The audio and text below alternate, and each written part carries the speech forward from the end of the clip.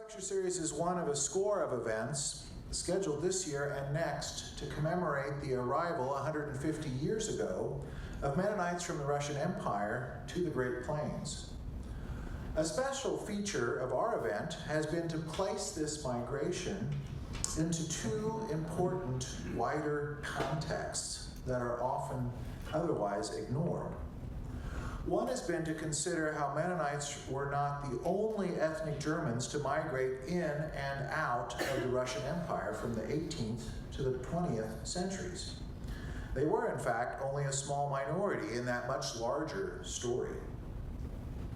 The second context has been to follow their trajectory after the 1870s migration into different social niches in different countries, as they arrived in the Western Hemisphere looking to recreate in a wide variety of ways what seemed to them to be the most important about their life in Russia and Ukraine. Now, to do all of that in a short amount of time is a tall order. It helps, of course, to know the subject area well in all its complexity.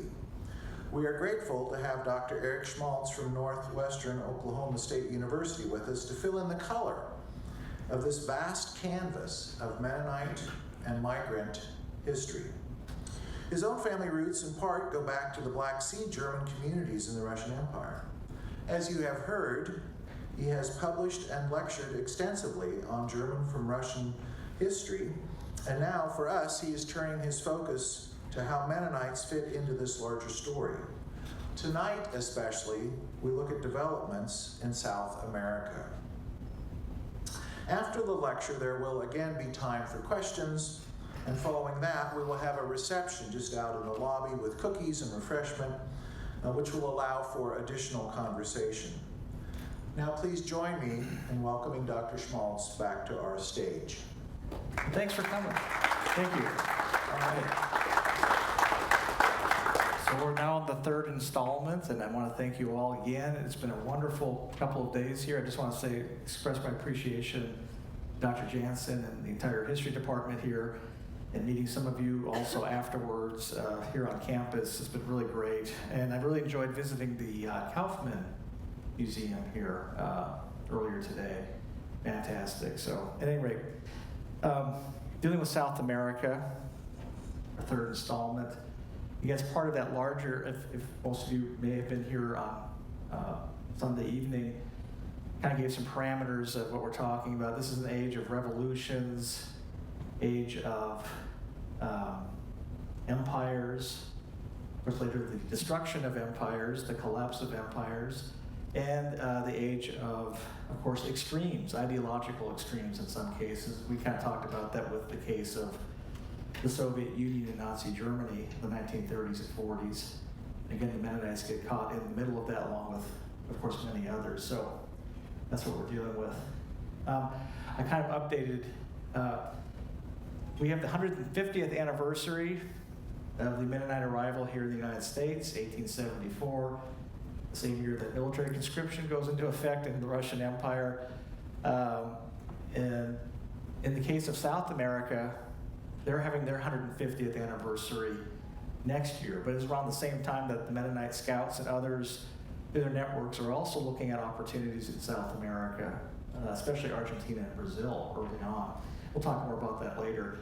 So the timing is the same, and for some folks it was their first choice, South America, not North America. So their 150th is coming up next year, perfect timing. One thing I really appreciated at the Kaufman Museum too, I should have thought of this, next year we have the 500th anniversary of the Anabaptist movement founding, 1525. So we got lots of anniversaries coming up. Okay, and I showed this last, a lot of text here. Again, these are the themes we've been talking about the past 2 days. Again, the push-pull factors for immigration, for Mennonites and others. Again, what factors lead to people deciding to leave and move on? And of course, the pull factor is what draws them into certain countries. So that's a very important consideration. And that's been a long-standing issue for Mennonites and many Germans from Russia and others going back to the very beginning. And of course, the second theme, the Mennonites are a very diverse group. We've got everything from more traditional to more progressive and everything in between. But they do share some common threads of experience, going back to the origins of the Anabaptist movement in the 16th century, including, of course, the Plattdeutsch, as we would say, in High German or the Low German dialect. Of course, they adopt the High German dialect for their church services after going through Prussia, which suggests, of course, a hybrid identity. But they do have some common attributes, religiously to some extent, culturally, historically, but they also begin to diverge in some ways as they move to different countries over time and space. So this is part of a diaspora, these hybrid identities, transnational identities where you identify with more than one location, at least in your memory, individual and group memories. So very important theme I just want to highlight. We'll see that here in South America as well. And tied in with that, with religious expression, again, we've got, again, divergences within the group. Okay, and we'll see that as well. I don't know if I made up this term, the Dutch legacy, but the Mennonites transform their local environments over time. And again, this probably came out in part from Holland, right? Reclaiming land from the sea, comes to infrastructure, draining swamps, building dams, dikes, canals, using windmills. These became very useful skills for other countries who invite them in, offer their privileges. And again, that's what I liked about the Kaufman Museum. We're talking about the grasslands of North America, 250 years ago, very different place. Then we have these wheat fields and neatly tidy, farmsteads, no buffalo roaming around, very different world, among other things. So something to think about. And we'll see some examples of that here also in South America. So I just want to highlight that again as a review. And again, we talked about these fellows last night, a little bit earlier today for North America. Again, the revocation or the revoking of privileges, that were granted under Catherine the Great and Alexander I, the late 18th, early 19th centuries. Those begin to be whittled away in the 1860s and 70s. And again, it was Alexander II, who was actually well-intentioned. He's trying to modernize and reform his empire, technically at least to try to have some degree of equality under the law. That meant revoking those eternal privileges that were granted earlier for Mennonites and others, many Germans. And of course, Alexander III will begin to push Russification after the 1880s and 90s. And again, we talk about different factors, push factors, land hunger, the loss of avoiding military conscription, later the Russification of the schools, the growing anti-German sentiment as we get into the 20th century. All of these things kind of accumulated, especially after the Russian Revolution of 1905, as I mentioned last night. You started seeing a real outflux of various peoples from the Russian Empire. The regime had been nearly toppled. Okay.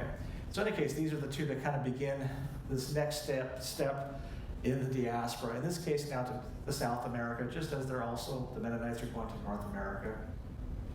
Okay.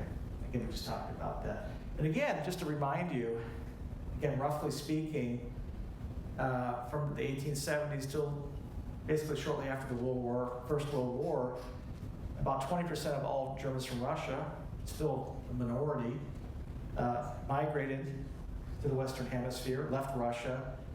For the Mennonites, it was slightly higher, about a third of them left during this period. And probably we were talking about this earlier today, some of us, probably why the Mennonite percentage is higher is probably because of the military conscription. Not that it wasn't the case for the other groups.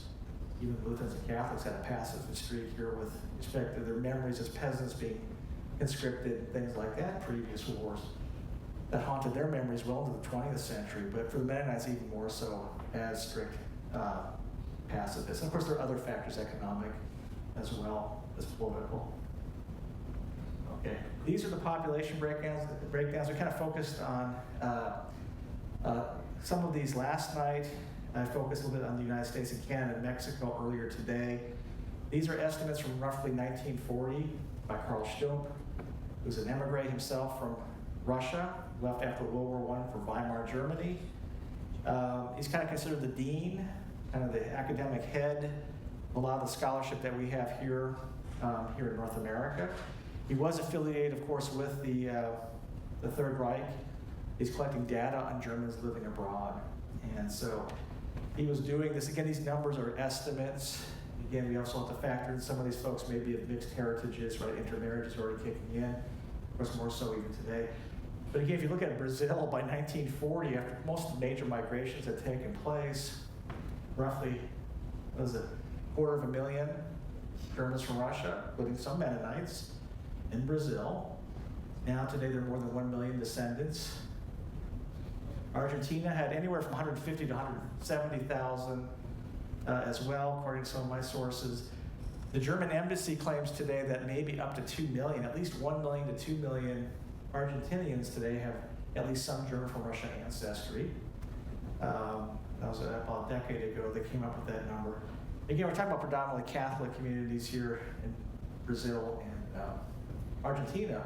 There will be some Lutherans, and also some Mennonites and a few others. We'll talk a little bit about Paraguay later, about 4,500 in Paraguay in South America, mostly Mennonites today, maybe 45,000. And 2,500 Uruguay, 1940, mostly Mennonites. We don't really know the number today. And of course, a few other countries like Uruguay, Bolivia, even Peru will have some populations there, but I don't have those figures, accurate figures at this time. But this is what Stump was doing back in the 1930s. But again, these are estimates today also. You have to be very careful. But that's a big number. If you add North America and South America together, roughly speaking, that's over, let's see, almost 700,000 GRs living in the Western Hemisphere in 1940. That's pretty huge. Okay, now we talk about age of revolutions, right? We've been talking about revolutions in terms of the Industrial Revolution, Agricultural Revolution, 18th, 19th centuries. We've been talking about revolutions, political ones like the ones in France, and later on in Europe in 1917, the Bolshevik Revolution, the first communist regime set up in Russia, and of course leading to an international movement, communist regimes. Well, you have, of course, we have revolutions in the United States, the American Revolution, that's going to open things up. And we had revolutions in Latin America. So here's another common theme, right? Roughly from about 1810 till at least the mid-1820s, we have many of these future countries, former possessions of both Spain and Portugal, breaking away, following the examples of both the American and the French revolutions. Even the French Revolution had an impact. The United States is the first of the anti-colonial movements in the modern sense of the word in the late 18th century, followed by Haiti in the 1790s, early 1800s. They followed our example. They broke away from France. France made the mistake of educating their slaves, and these ideals spread very quickly. Napoleon just gave up after 1804. So Haiti's the next in line in the Caribbean. And then we start seeing these same events break out in Central and South America. And remember, look at the time frame. This overlaps with the Napoleonic Wars, which came out of the French Revolution.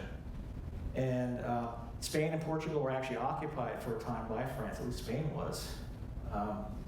And so that allowed these colonials to break away during that period. And after that point, it was impossible really for the Spanish or the Portuguese to reclaim their possessions by the 1820s. Although there was talk about it after the Napoleonic Wars, but it wasn't feasible. So this is interesting timing as well.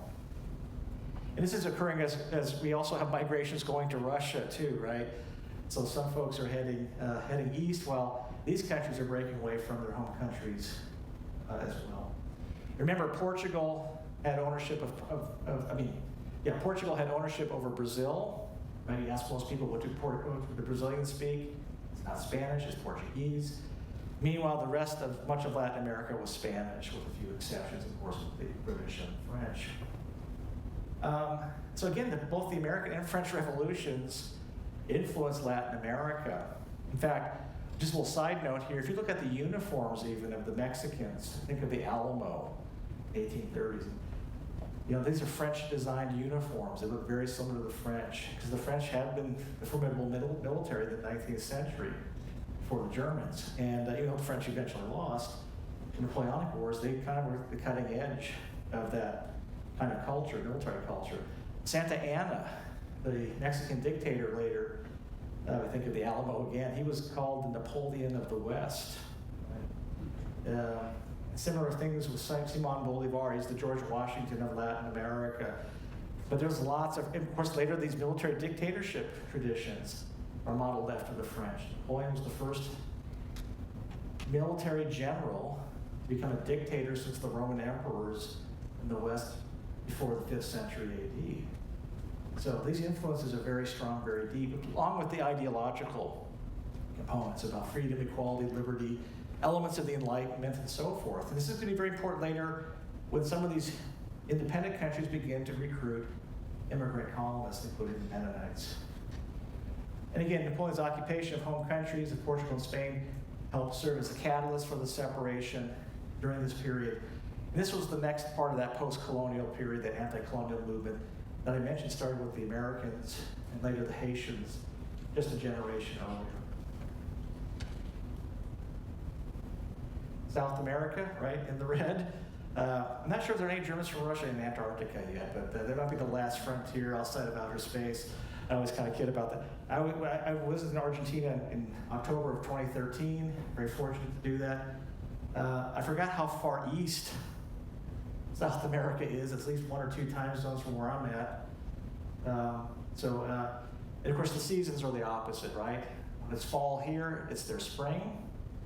When we have winter, it's their summer, right? The seasons are flipped around. So it was kind of an interesting experience to go to that part of the world.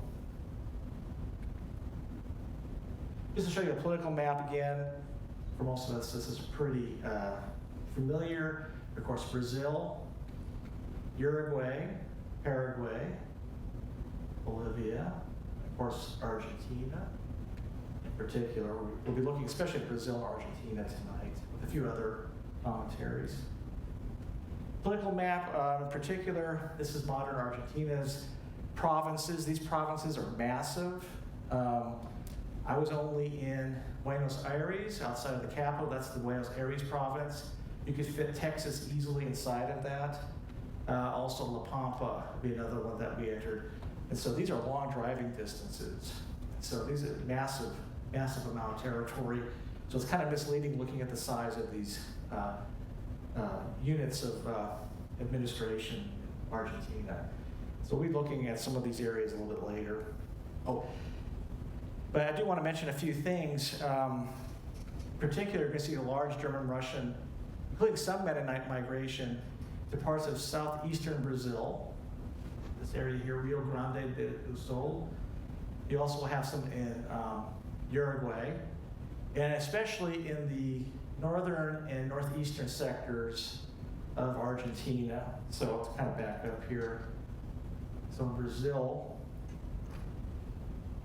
this area here, that's Uruguay, but here, Brazil, Uruguay, and everywhere all the way up to Entre Rios, and that area there, Buenos Aires, La Pampa, in particular, it's going to be a big German from Russia contingent.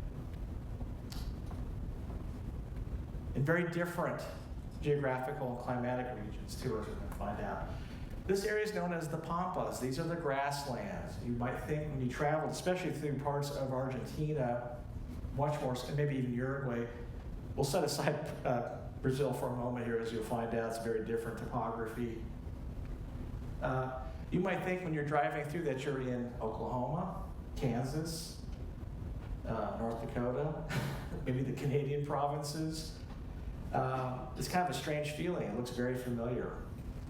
And so that green area is the Pampas. And so these will be areas opened up for settlement, in particular for these different immigrant colonists, as we'll find out. So I want to kind of give you a sense of that topography there in set map there. And kind of blow that out there as well. One thing about this area, especially Argentina, these lands were opening up at a very good time for Mennonites and others in the 1870s. Timing is interesting. By the 1870s, Argentina is kind of looking ahead at its future. It's also basically eradicating the local indigenous populations of the Pampas. They're pushing them out, if not outright getting rid of them. So this is very similar to Plains Indians being driven out of the Great Plains or put on reservations. opening those lands up for the homesteads and so forth, and ranching. Same thing was happening in Argentina in the 1870s, in the Pampas. These lands are opened up. So I always tell my students, although U.S. is very exceptional, there are other larger trends taking place that were actually kind of typical. And so you see that. Same thing with Russia moving into Central Asia and Siberia in the 18th and 19th centuries. That was their frontier. There are local populations there as well. So the timing is just right, just as the 1874 conscription law kicks off in Russia. So that's the Pampas, the grasslands. These are some general pictures of the grasslands. It almost looks like Wyoming, the high plains. But that kind of looks familiar too, doesn't it, kind of? Maybe some of the plant life is different. I'm going to show you one other picture later on, which kind of epitomized my trip there to Argentina, where I feel like I'm in Oklahoma, I feel like I'm in Italy, Mediterranean world with the palm trees, and then I see a windmill, and it looks like Kansas, all merged together. I'm going to show you that a little bit later. Okay, this is a very important concept. I teach world history classes. I've learned a lot in teaching those classes over the years. Has anybody ever heard this term, Neo-Europes or New Europes, ever before? That's okay if you haven't. But you'll see what I mean when I want to emphasize this, because it's kind of like with the steppes of Russia or Ukraine, even parts of Siberia, or the Great Plains of North America within the Canadian provinces. We have a similar kind of scenario for the Pampas, the grasslands of parts of South America, especially in Argentina and even Uruguay and parts of southeastern Brazil. But this is an interesting concept. These are regions that have temperate climates. They have 4 seasons. They are conducive for large-scale settlement, including agriculture. They're very similar to the European topographies, like of Central and Eastern Europe, the plains of Europe, like Germany and Poland, parts of Ukraine. So you have your spring, summer, winter, or fall and winter. You have that cyclical movement, but it's very conducive for large European populations to settle down and grow very quickly. And they're called New Europes. And there are several New Europes that are classified by academics. One would be, again, these are places that are like Europe, outside of Europe. That include parts of Siberia. So if you go to parts of Siberia today, you have towns that were created around 1900, communities with a street grid system, granaries, and then also farming communities. You might think you're in eastern Montana, literally, parts of Siberia. And it looks just like it. Same kind of setup. Right? You've got the grain towers, everything. Another Neo-Europe would be parts of South Africa, very southern part of Africa, British South Africa at the time. Grasslands, you get Dutch settlements later, English settlements there as well. Of course, you're displacing some populations there as well. Another Neo-Europe, of course, would be parts of Canada, the United States, the Great Plains in particular. And another Neo-Europe would be places like the Pampas, Argentina, Uruguay, parts of southeastern Brazil, and also parts of Chile.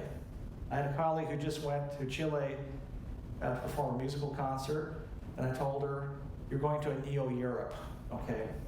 And I'm not talking about the Andes Mountains part of that part of the continent.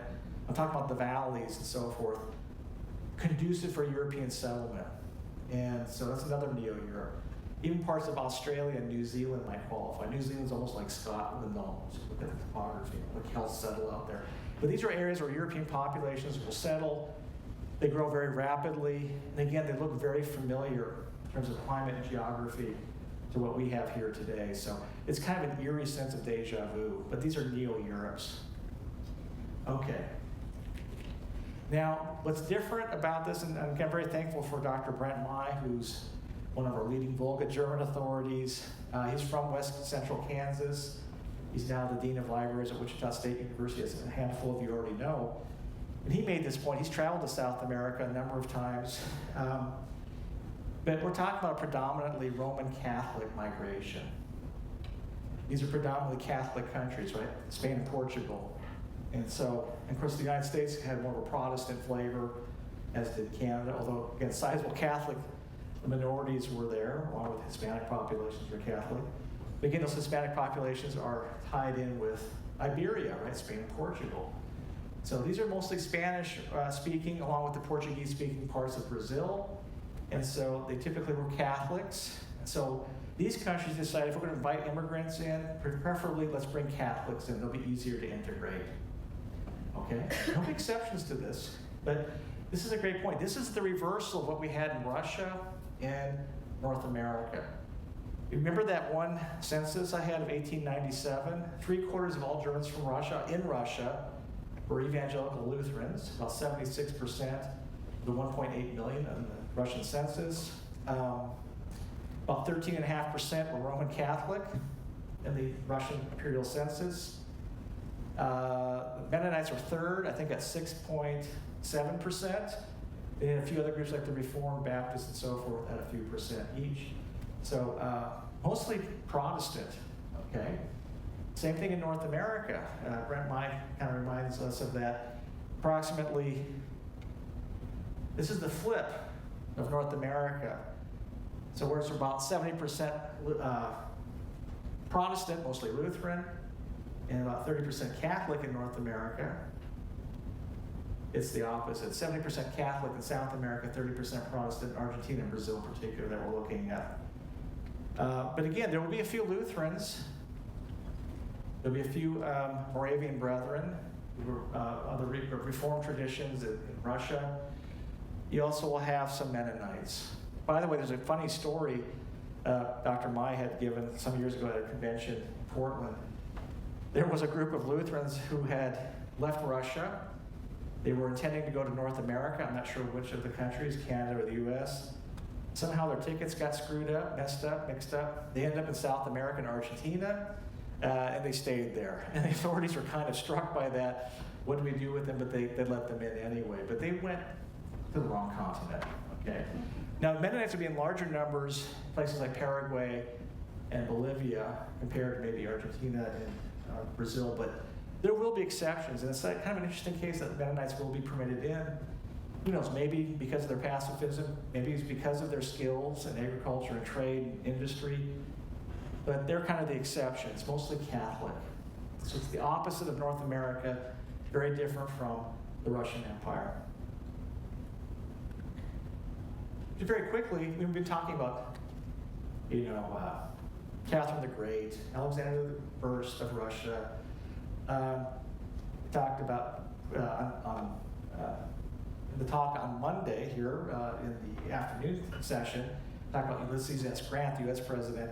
Here we have some major figures also encouraging immigration of Germans from Russia to their countries. This is, of course, the Emperor Pedro II, right, Peter II, from the House of Braganza. He was part of the Portuguese royal family. And the royal family had fled Portugal during the Napoleonic Wars and settled in Brazil, their colony. And he was part of that royal line. Later, after Portugal's monarchy is restored, he and his contingent, he's just an infant basically, stayed behind. He's later named the Emperor of Brazil. He's just like a few years old. He served for most of his life in this capacity. He was a Germanophile. He was pro-German culture. He married a woman from the Habsburg family of Austria. But he was from the House of Braganza. He reigned from 1831 up until his ouster. He was forced into exile in 1889. And by the way, Brazil had slavery until 1888. So there were some reforms that were taking place. They were the last of the major countries to abolish slavery during this period of the 19th century. But in any case, a very distinguished portrait there. But he helped encourage German migration to Brazil. And he was kind of an enlightened despot, if you will, kind of like in the vein of Catherine the Great. So a lot of this will begin with him in the 1870s and 80s. Meanwhile, in Argentina, we have a gentleman by the name of Nicolas Avellaneda. He was president of Argentina from 1874 up until 1880. He's a lawyer by trade. He also had a vision for modernizing and encouraging the economic development of Argentina, just as these pampas, these grasslands are opening up for settlement, and also just around the time that the railroads are being implemented as well. And so, very similar to North America, he's going to invite Catholic settlers as well. One other thing I should mention about these two rulers and about Latin America in the 19th century, as some of you may know, there's a very strong component of the Enlightenment tradition that came out of Europe the previous century. And so if you look at Brazil's flag, it kind of harkens back to this idea of kind of a progressive movement, of progress, development. And so there's kind of two strains in Latin American culture, kind of this progressive idea of creating a more just, more modern society. Of course, then you have the more recidivistic kind of, military juntas and things like that. But you have these different liberal conservative trends here in this part of the world as well. But these guys are more on that more side of the sense of progress. This is actually from October of 2013 when I was in Buenos Aires, which is a city known as the Paris of Latin America. Argentina was at its peak in the early 1900s. Per capita, they were living better than even many ordinary U.S. citizens. And then everything went downhill after the 1920s. But Argentina's capital, Buenos Aires, is kind of modeled with the broad avenues like Paris, big French influence. Even the Argentinian dialect is much more sophisticated, they would claim. But anyway, Buenos Aires, which was the epicenter of Argentina before massive settlement, that was their Ellis Island, much as Halifax was in Nova Scotia for Canada and what Ellis Island was for us here in the United States. So this is a port city. Because Buenos Aires means good air, right? Fresh air.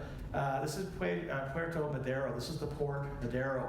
And this was kind of the entry point for many of these settlers who came in after the 1870s.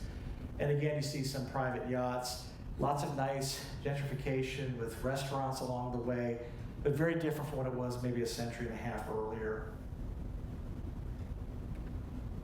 That gives you an idea there too. These are restaurants right here. So we ate at this restaurant here. I think it was an Italian restaurant. By the way, large Italian migration, Catholic Italian migration, German Catholics from Germany. Now, the stereotype when we were over there, we're not talking about Nazis here. Those were the handful that came over after 1945. These were groups that came over in the late 19th century. You do not see many indigenous populations in these areas. I felt like I was in Italy. When I went to Italy in 2019, I felt like I was in Argentina. It's not. Big German population, big Italian population, Catholic, with a few others, of course with Spanish. And then you might have a few other folks included as well. I think there's actually a sizable ethnic Japanese population, kind of like in Peru. So it's kind of interesting, but it feels like a neo-Europe, much more so than other parts I've been to. Okay, this is important with diasporas. This is true also for the experiences in Russia, but also North America and elsewhere, but not least of all South America. This idea of these continuities, and that includes the Mennonites, what they share, kind of that common thread for all the differences that they undergo in their migrations over time. But here, this is true. We preserve memories of homelands, maybe key dates in your history, like the Anabaptists do, right? Sometimes accompanied by a sense of personal loss that ties in with this phenomenon of transnationalism, of identifying with former homelands. It's still in your heart, but you're not physically there, or a connection with a language. So that's part of the diaspora experience. We're going to see that here in South America. Of course, the German language and dialects, right? Plattdeutsch, the Low German of the Mennonites. It's part of it. Food and folkways. Cultural practices, music and festivals, social structures, economic practices, right? Religious traditions, of course, and architectural styles, homes and churches, right? So it looks like the constructions you had in your previous homeland. Now, I'm going to give you a couple of examples. We talked about Mennonites covering a different range of perspectives, more traditional to maybe more progressive and something in between. But one of the villages or communities we visited that was Mennonite, Catholic, was in La Pampa. So we had to leave Buenos Aires province, long drive. We had a few of our local guides who took us. We were drinking mate right? The Spanish tea. So they have their beer rocks and mate. They can, they kind of mix these different food ways and drink ways together. But we headed to a place called New Hope, Neue Hoffnung in German, Nueva Esperanza, right, in Spanish. And I actually have a kind of a journal article I did shortly after this trip. I kind of acted like an amateur journalist, so I wrote an article in our North Dakota Heritage group on that. You can find it on academia.edu for free. You just have to find the title about Neue Hoffnung. If you have questions later, I can refer you to that. So it's available online now. Just to kind of summarize, this group is interesting. Technically, I wasn't allowed to take pictures, so forgive me. But I took them from a distance to give them some space. But the kids were really interested in us, these outsiders who came in. Of course, we had arranged this ahead of time. We weren't surprising anybody. They're expecting us. And they're very gracious hosts. But it's kind of interesting style of dress, kind of modern, but also they have the head coverings. Of course, the little girl's not married yet, so she has a white head covering. The married woman had a black head covering. Okay? So here we are in our van. I'm taking a picture of them. They're really interested in us. But this was an interesting community. It was kind of modern, but also traditional at the same time. They had modern farm machinery, John Deere tractors, all that sort of thing. Of course, John Deere, we saw John Deere company stores and company products all over Argentina, driving through there. So they had that, but they didn't have electricity in their homes. They gave us lunch. Most of us, we sat on one side, the men on one side, the women on the other side. The kids have no access to the internet. It's supposed to be paradise, right? Actually, they were very interested in our iPads. Of course, they weren't allowed, weren't going to do that. We're not going to ruin their lives here. But they were very interested in what was happening outside. But again, there's some distance between them and the larger outside world to some extent. So it was kind of interesting to kind of see kind of a mishmash of old and new together. And this community had some vague sense. Of course, they spoke in the dialect. We had to have one of our locals help us with the dialect. We did have a third-party person to go between that kind of negotiated to allow us to visit with them to do this documentary video with Michael Miller at NBSU in Fargo. And if I remember correctly, what was it? They have a vague memory of Russia, but they don't know a lot about it. They do know there are other Mennonites in Canada, the United States, Mexico. They were talking about maybe bringing in some Mennonites from Bolivia to kind of vary the population a little bit for marriage and things like that. But they had some general sense of their history of migration. At any rate, I found that quite fascinating. Again, this is actually at their locale there in New Hope, Mennonite community there in Argentina. So I'm taking pictures there as we're kind of driving along the roads there. Again, this looks like, look at the backdrop there. Are we in Kansas? I don't know, right? Oklahoma? Maybe parts of Nebraska? Kind of. At any rate, so they have these horse and buggies, but then they have modern tractors, John Deere tractors. Really interesting. I'm taking a picture here. Again, we're the outsiders, so they're very curious about us. Girl there. Okay. Like, what are you doing here? But they were kind of curious. This is on the drive either to or from Neue Hoffnung, but you can see the cattle out there. They had a lot of Angus cattle too, I noticed. But in any case, yeah, this kind of looks familiar, doesn't it? It was a long drive too. Okay. But we talked about that, before I move to this, we've talked a little bit about this before, in case of Russia, North America. But the other alternative example, and again, I wasn't part of this part of the documentary filming, but Michael Miller, who also was with me in Argentina, and others, they had been earlier in April of 2013, this was from October, in April of 2013, they were in southeastern Brazil, visiting Germans from Russia there. And there were Volhynian Germans, there were Black Sea Germans, mostly Catholic, and there were some Mennonite communities there too. And they visited a farm, very modern farm, owned by Mennonites, a very prominent family. They're part of the documentary, you can actually watch it. And that business is run by the wife, the head of the household. She runs the company.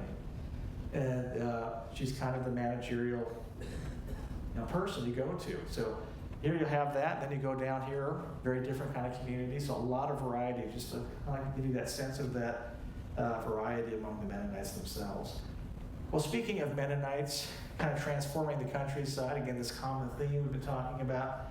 Yes, we've got the red winter wheat was brought to South America in the late 19th century and transforming the landscape.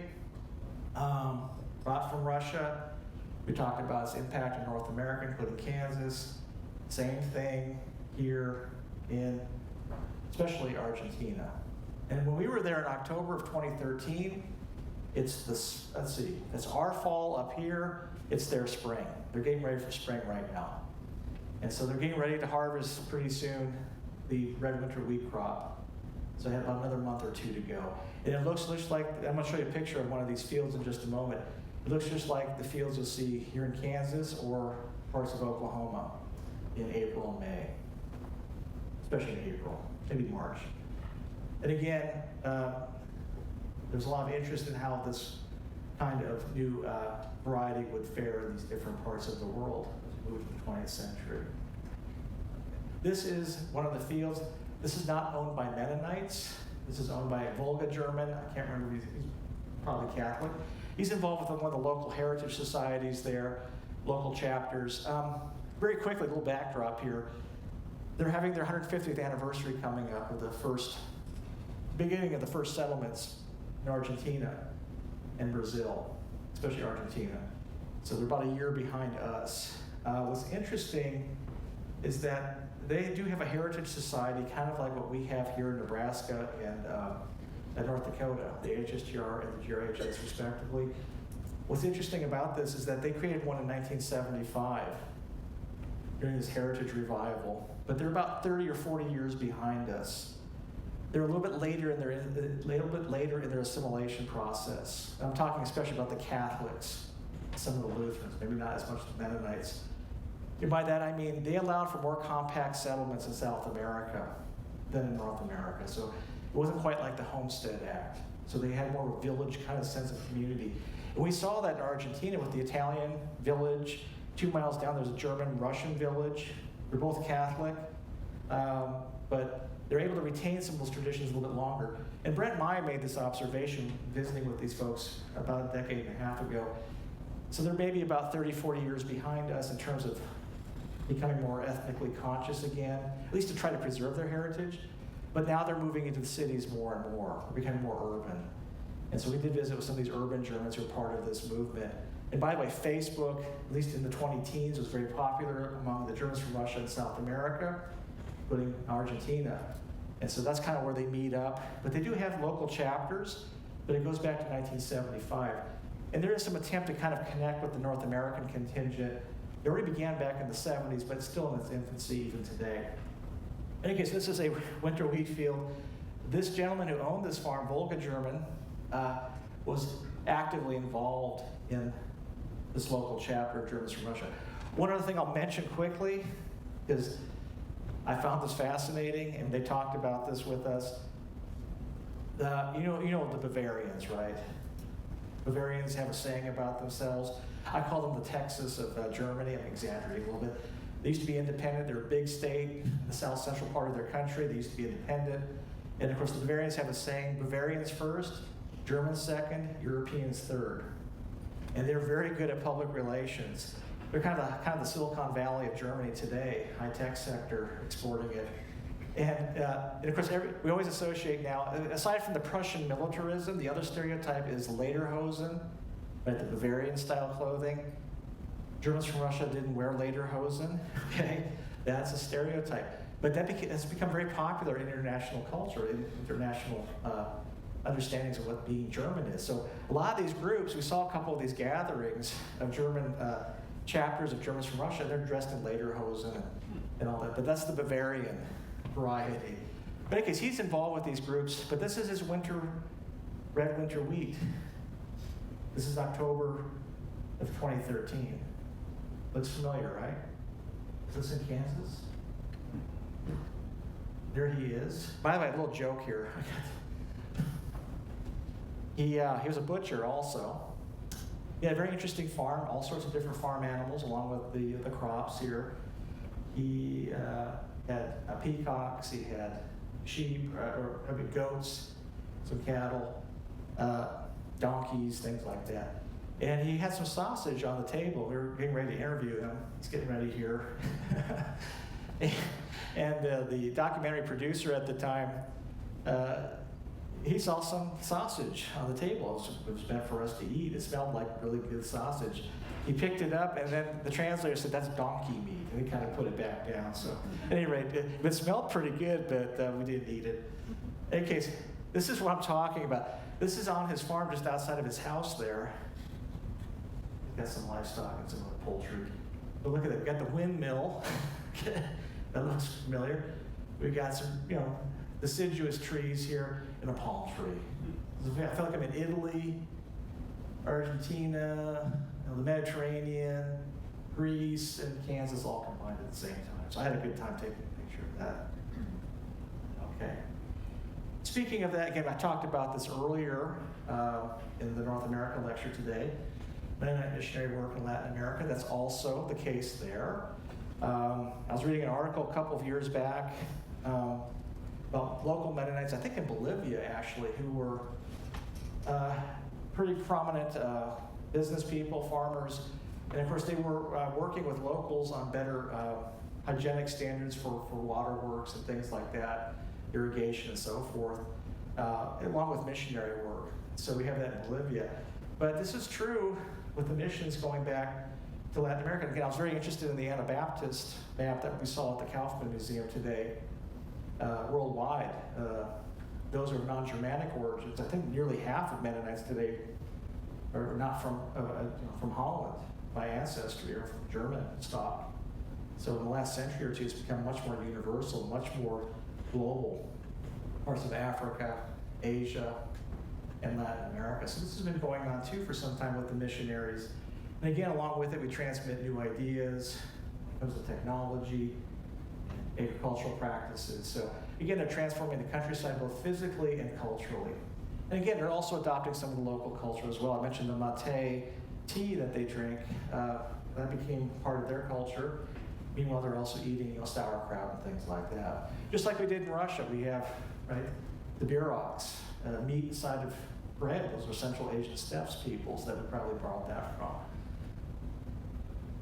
Now, a few last observations here on Mennonites in Brazil and Paraguay. Again, this is just the tip of the iceberg. And I want to utilize some findings from the late Dr. Bill Wiest, who actually converted to the Mennonite tradition. His wife was of Russian Mennonite background, Volga German.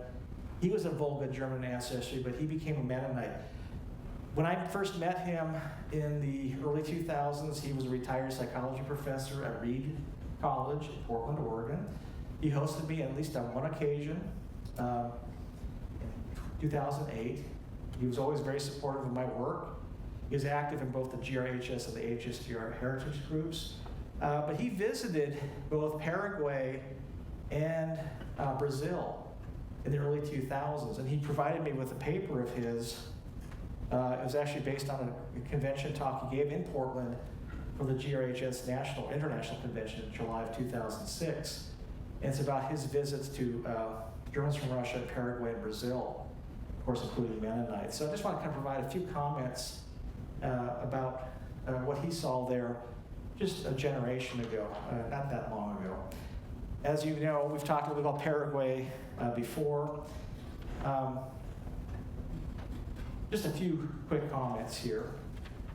In the case of Paraguay, because why was Paraguay one of their destination points? Again, I'm paraphrasing him here. The first ones to leave Canada for Paraguay were displeased with governmental insistence on their children to learn English in public schools. As he said, they feared their exemption from military service.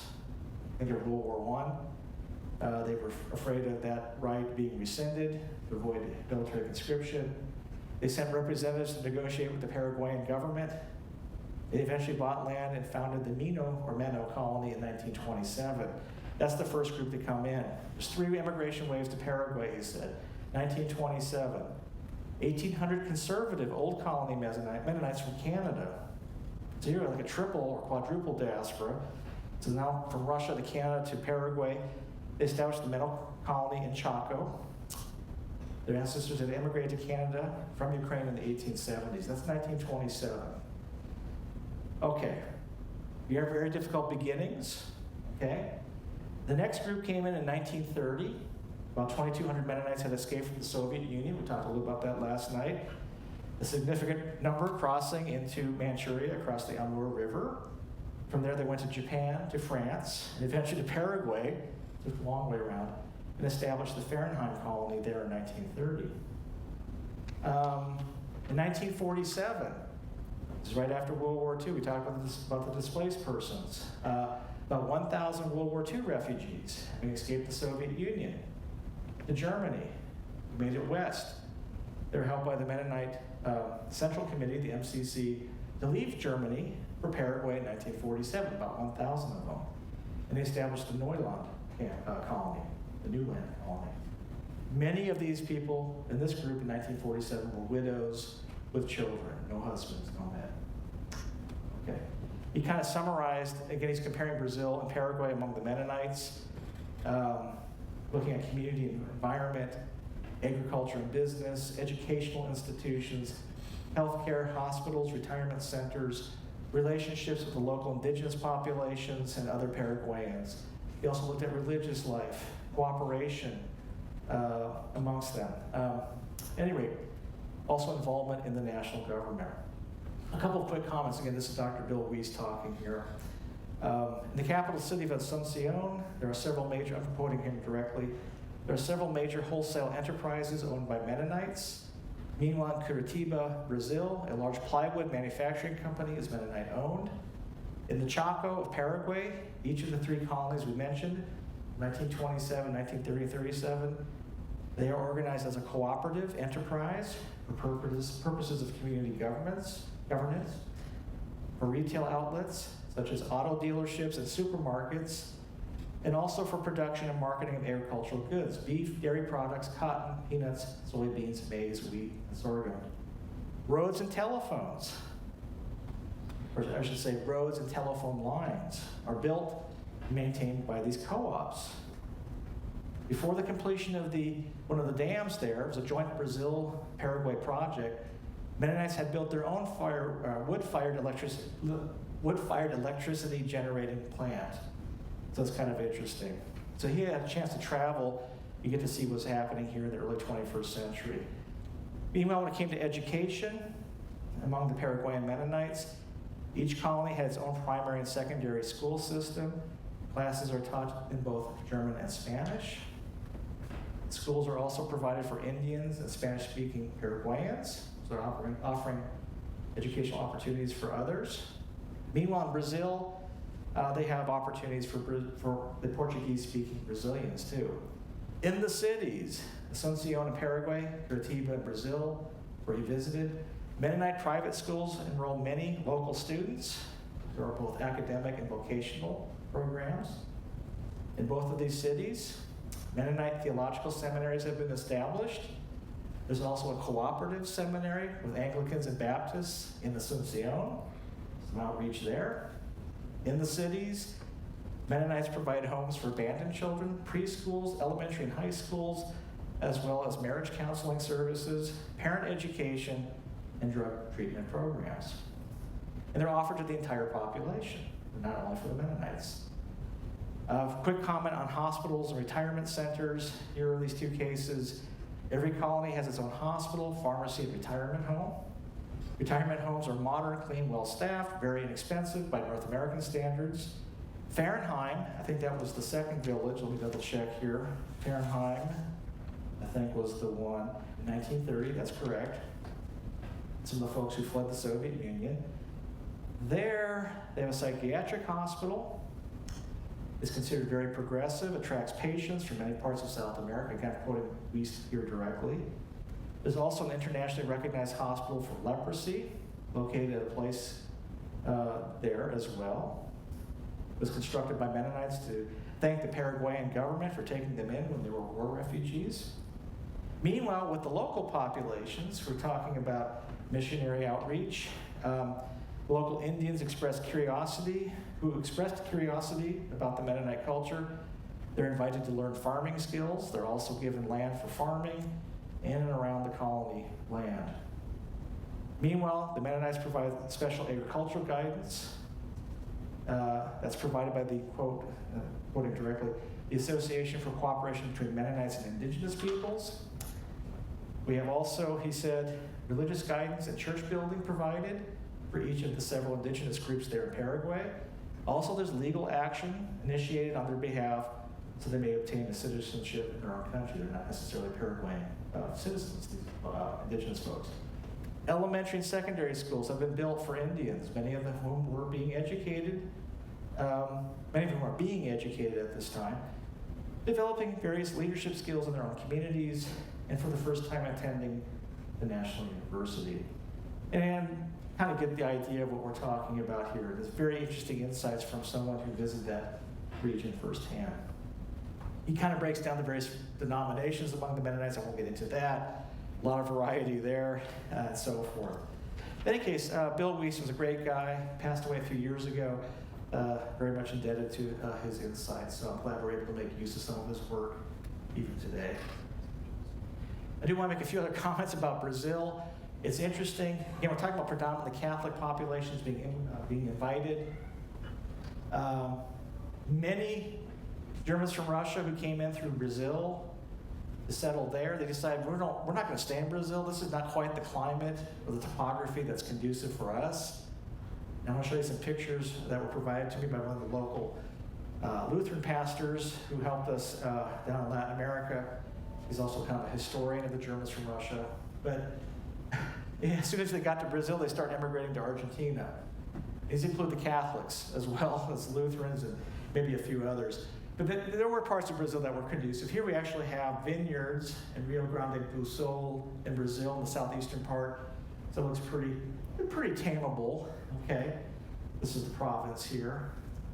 Here's Uruguay, by the way. There's Argentina. The Grand River of the South. Okay. These are some of the provinces. Again, Parana, Santa Catarina. These. I think that one Mennonite company run by the mother of the household, I think might be Parana. I can't remember. She's in this area here. This is kind of the area we're focusing on, the South region. But there's some rough spots to tame. These are pictures provided from the 1970s of, what do we call them, the Urwald, right? These are the rainforests, like primeval forests, right? The jungles of Brazil. And so there's a lot of wood chopping to do before you can even till the fields.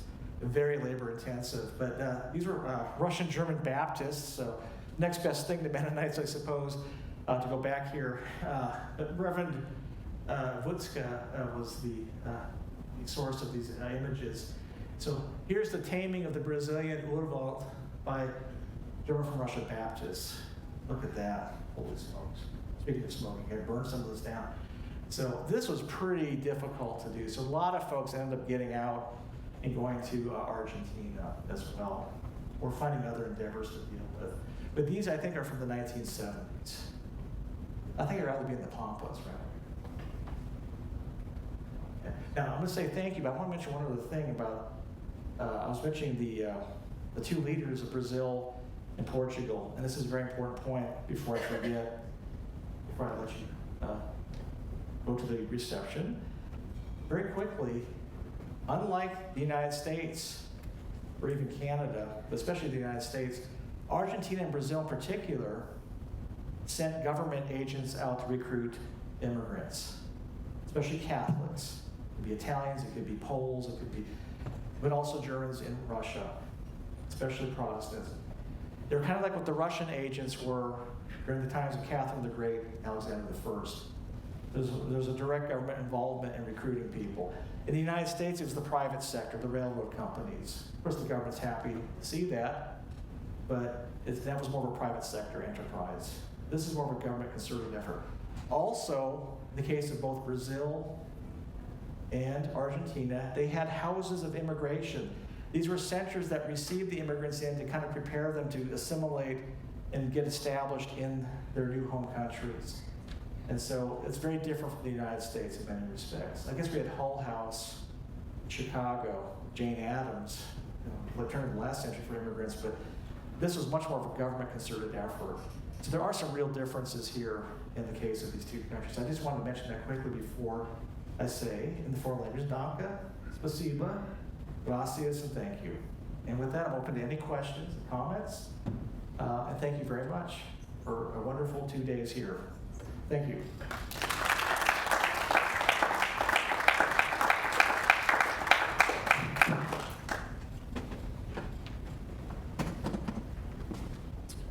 So yes, we have time for some questions. If anybody has some, I'd be happy to bring you the mic. Have I answered all your questions? Oh, okay. I do have one question I'm working on. We'll get back to you, of course.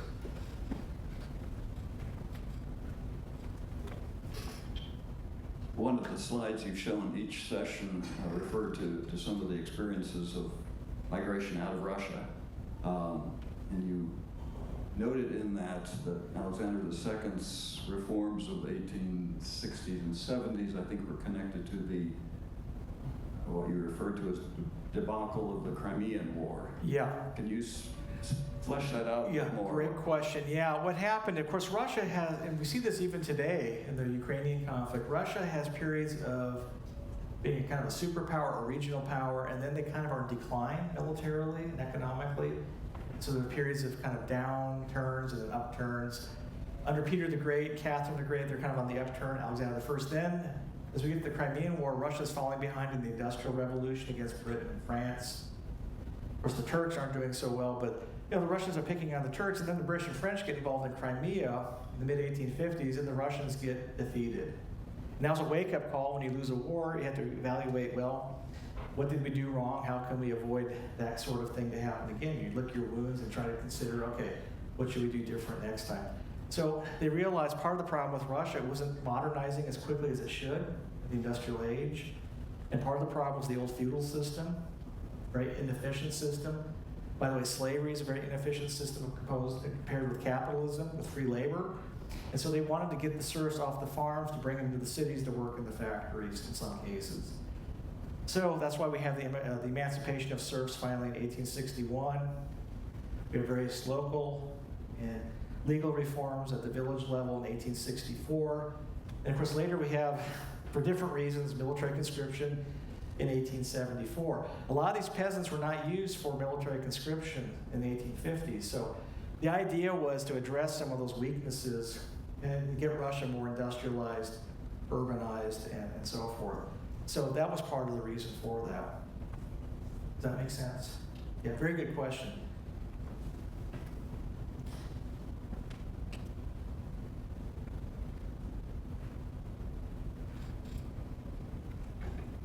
This is not a question, but a comment, if you don't mind, Sure. about Johann Cornys. Yes, yeah. In the 1830s, he wrote to one of my ancestors in Fürstenwerder, near Alexandroville, and he said, "We hear that you planted your trees wrong, Okay. and if you do not plant them right, we need to have the mayor verify our report, and we will send a government inspector to check up on you to make sure that you do the right thing." Yeah. Well, there's no reply after that, but that letter does survive, Oh, wow. Okay. and it's been published now. And so, just as a personal comment, it shows one thing, his micromanagement skills, Yeah, that he would yeah. pay attention to one little farmer miles and miles away in Fürstenwerder from where he was in Orloff. But secondly, it also probably shows a little bit about my Miro ancestors, who always had an air of suspicion hanging over them, which probably still Continuity. continues to this day. I don't know. Continuities of history, that's fascinating. That's a great. So the letter survives today. That's great. Wow. Yeah, micromanagement. And they didn't get the Russian bureaucracy involved too, right? Yeah, nothing like. Very good. Thank you. You pointed out 6 million Jews died, 100 million died from the communists. That's right. Is there a number for indigenous people that died while they were being driven away by the Europeans in each of these continents? That's a big question. I have to look more closely into that. Of course, one of the big killers, and not necessarily intentionally, at least not early on. After 1492, we have the Columbian Exchange, right? We have the especially in the old world, we have more large domesticated animals in Africa, Asia, and Europe.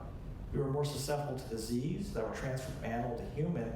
We didn't have that many large domesticated animals in the Americas prior to 1490. So when the Europeans come over, they're decimated by disease. I'll just give you what it's an estimate. These numbers have changed over the last, I think, 30 years. Since I was in high school, they've changed dramatically. But looking at forensics and archaeology, we estimate there probably were 100 million native peoples in the Western Hemisphere in 1492 approximately. And within a century and a half, at least by the early 1600s, about 90 to 95% of them were wiped out, primarily by disease, especially smallpox. They had no resistance to that after all those thousands of years of separation. So that wiped out. I mean, can you imagine the psychological impact of that? It's like the Black Plague. But even on a greater scale, that destroys institutions, cultures, confidence in yourself. So that's a huge wipeout. We're talking, maybe 90, 95 million right there. As for military conflicts, of course, the Spaniards used Spaniards used the Indian auxiliaries, enemies of the Aztecs against the Aztecs. Did the same thing with the Incas. But again, we're talking about, large population losses there. But we're talking tens of millions over the course of that time. So that's an interesting perspective. And by the way, in the case of the Nazi Holocaust, nearly 6 million Jews, that was the primary target of the Nazis, but you can add another 6 million to about 12 million if you include Russian POWs, right? The infirm, including Germans, right? They're applying laws of social Darwinism against fellow Europeans, Slavic peoples, Gypsies, or Roma, the real name, and other groups, right, were targeted. So it was 12 million, but about half of those were Jewish. So that number's actually higher, but you're right, though. And that's a good question, too. That's a huge number. Does that kind of help maybe kind of put that in perspective? So again, we're talking tens of millions here as well. Very similar to Thomas' number. Great question. Very important question. I met some Germans in 2008 who were doing voluntary service in Canada. Oh, okay. And they said they were born in Russia in the 80s. But what intrigued me was they said their grandparents or great-grandparents went from Europe to Russia in the 1920s. Europe to Russia. Yeah. Do you know about this group or where they went? That's interesting. The only thing I can think, it wouldn't be the 1920s so much, but there were some German communists who went to the Soviet Union after the Nazis took power. Later, they're executed under Stalin. That was maybe a few hundred, but unless they have the wrong dates, maybe their memories are muddled. Maybe they're thinking 1820s. Maybe that could be, but that would sound rather unusual. Usually be the other way, you get out. So, unless they were fellow traveler communists. By the way, I'll just mention, this is a great question. A lot of people don't know this. In the 1920s, up until the early 30s, in the United States, I think there were over 100,000 African Americans and also many working class whites who moved to the Soviet Union. And then when things got bad in the 1930s, they couldn't get out. And we're talking about maybe more than 100,000 folks. But that would be for a very different, I can't imagine these Germans moving to Russia, but maybe they're confusing which decade of the 20s, maybe it's the 19th century. But that would be unusual. They must have come over then as Aussiedler then, from Russia to Germany then. Well, they left after 91. Okay, so they're part of that diaspora, the Aussiedler, late settlers.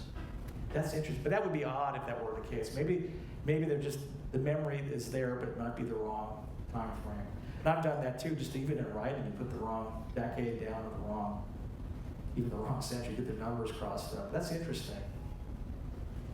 Were there any other German groups in South America that sought the isolation of like the old colony Mennonites? Any other religious groups that still to this day live in an Amish-style environment like you showed? Good question. I can't necessarily definitively answer that. I think there may be some communities like that. Again, you can see a wide divergence.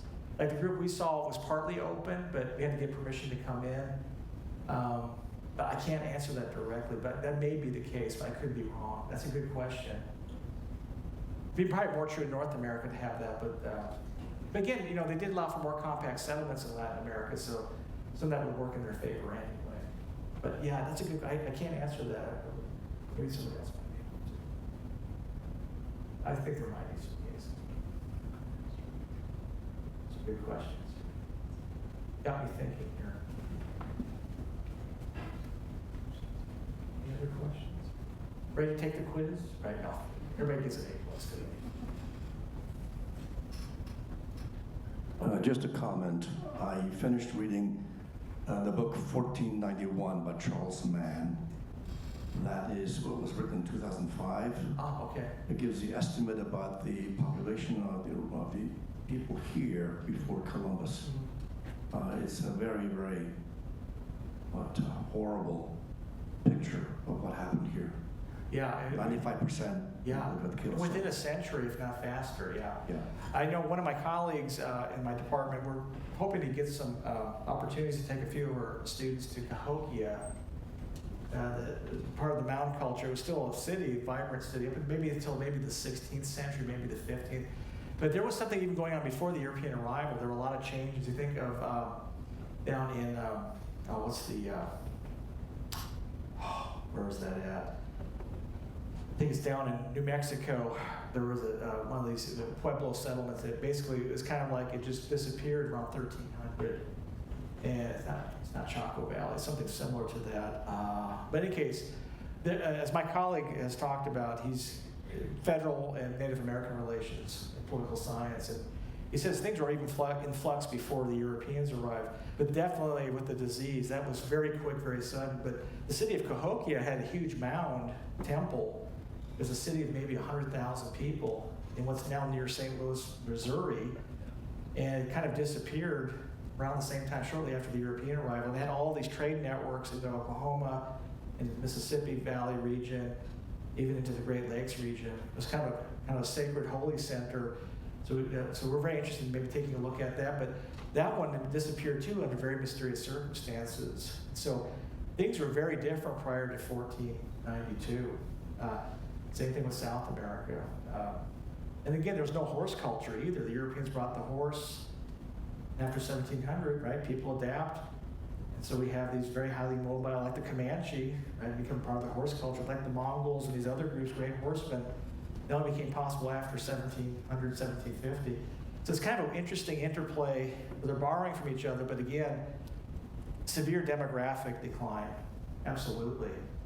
So that's kind of the same thing. I think by the time we get to the early 2000s, that number of about 90 to 100 million is kind of the estimate now. The Caribbean had over 20 million indigenous in population, includes Cuba and all. I mean, it's hard to fathom. We had 20, 25 million people living there in 1492. That's interesting. Oh. And by the way, the Chinese were on the verge probably of moving well into the Pacific. They were landing in East Africa. They call their ships back in the 1430s. China turns inward, and their navies turn back, and then the Portuguese come around. So who knows, things could have worked out very differently after the 15th century. It could have been the Chinese who came instead of the Europeans. Something to think about. Thoughts? Well, our cookies are waiting for us, so we can take our questions out into the lobby, grab some refreshments, and continue the conversation out there. And let's thank Dr. Schmaltz one more time. Well, thank you very much. Great questions, guys. I really appreciate it. Great time here. Thank you.